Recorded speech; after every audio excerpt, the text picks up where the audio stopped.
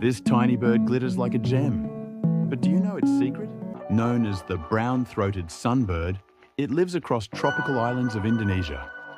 Males shimmer with metallic colors, while females are olive green and fiercely territorial. They build delicate hanging nests made from spider silk and grass, suspended under leaves for protection. Though barely 12 centimeters tall, it plays a mighty role, pollinating countless tropical flowers. Without it, many forest plants would simply disappear, a tiny guardian of balance, hidden among the blossoms.